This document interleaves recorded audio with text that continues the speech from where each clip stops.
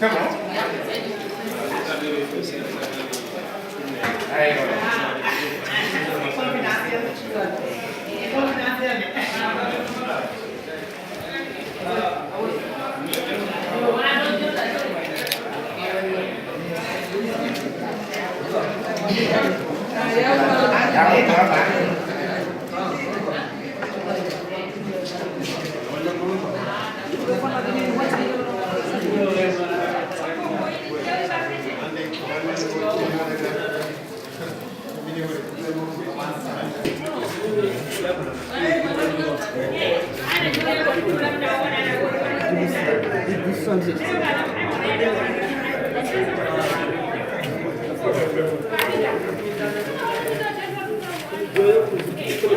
Voilà.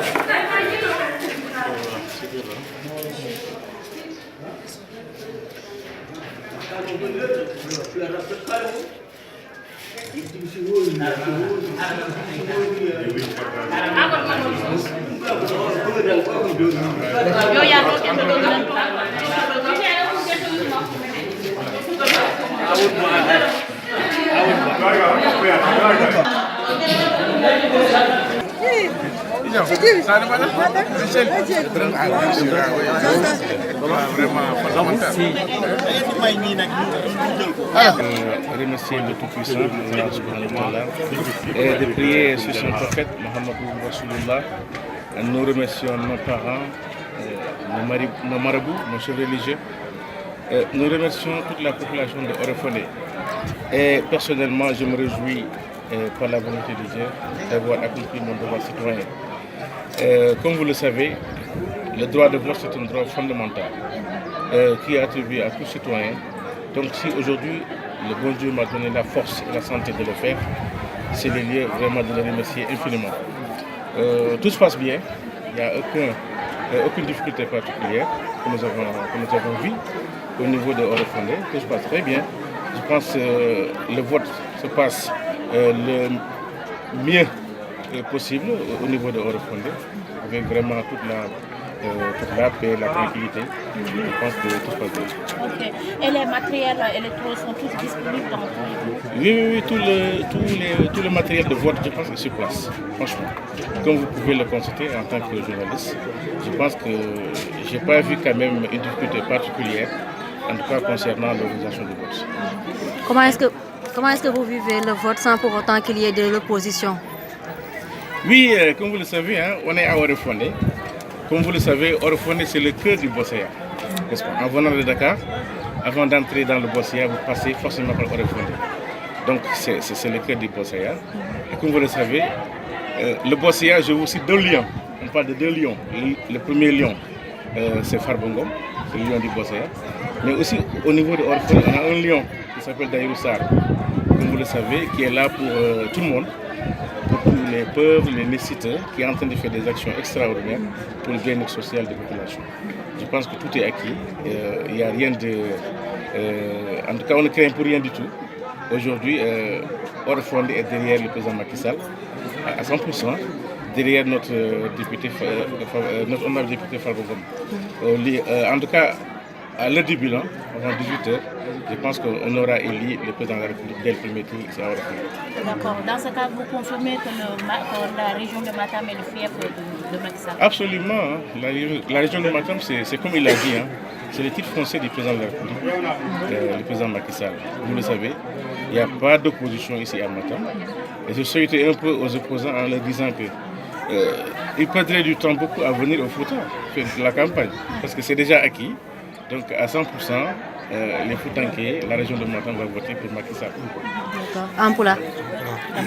Ampoula, quelques mots Ampoula. Ampoula, Thierno Djib Sy en tant que DG a waɗi ko poɗɗa wadde ko comme tout citoyen holko kalɗa hen e scrutin o holno way? Ewa caggal yettude Allah e julde naraɗo sallllahu alayhi wa sallam en jetti seere men e jinnaɓe men nde Allah hokkata en kadi cellal e doole arde ɗo hen hannde e wadde droit mo joguiɗen mon droit de vote en goote e dow jaam alhamdoulillahi rabbil alamin comme ko jiiɗen kadi e guite men e ko mbawɗen settade hunde fof ne rewi lawol e caggal goto yimɓe dañani yimɓe nan goto tranquillement eɓe jaa eɓe jalta matériel fof ari isoloir o ari registre uji fof gaari encre individuel nanɗo hen ndeke noon caɗele ngala e wote kono ko wiya wonde Matam ko Macky Sall jeeyi ɗum ko an aɗa gomɗen ɗum no feewi ɗum kay jarani ni miijade eyyi Matam mi haali nane haala hoore fonde ko hoore Bossé saɗa naata Bossé il faut gara hoore fonde ɗo e hoore fonde noon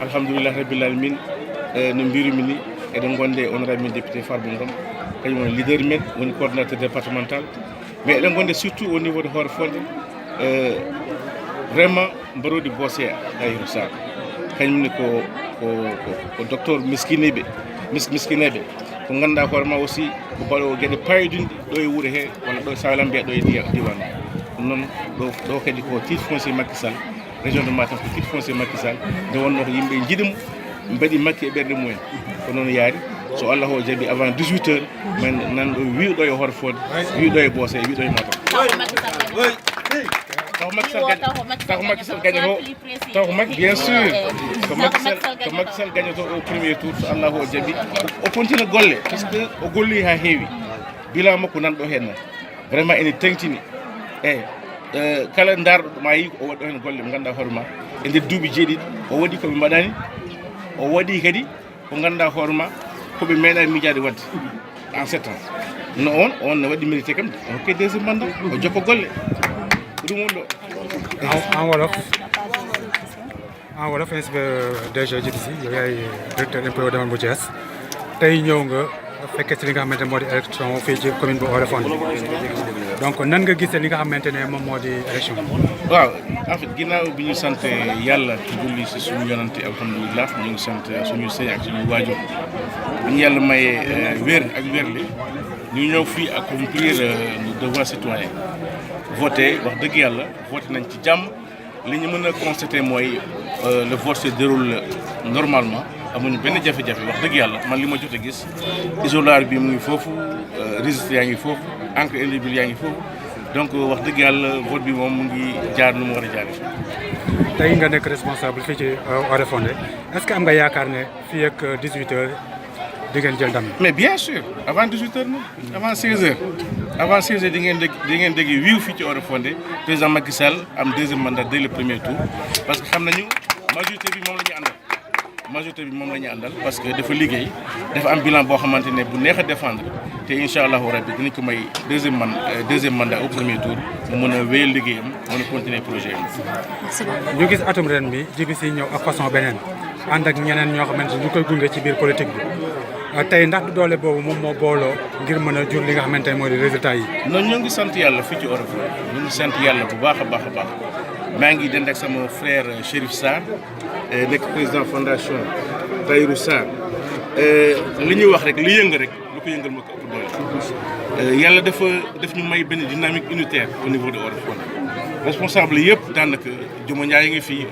au conseil ñëpp ngi fii macha allah responsable yëpp tey ñoo bokk ndey bokk baay waaw bi ñu yàlla may xel boobu ñu boolu nag am keneen ku jógee mu nekk doomu Oréfondé tudd Tahirou Sarr aussi ku ko déggul aussi ku ko gisul dégg nga ay action mu ñëw jàppale mu ne na ngeen booloo incha allah boo leen booloo rek man maa ngi ñëw ak sama doole ak li ma yàlla dénk incha allah ñu mën a développé Oréfondé li ñu gis ren ñu ngi ci sant yàlla bu baax a baax a baax ñu ngi ñaan yàlla aussi dynamique bi yàlla mu continuer mu bañ a yem fii tey rek mu continuer ba Oréfondé gis développement ba Oréfondé gis boo xamante ne avancement ci dëkk bi.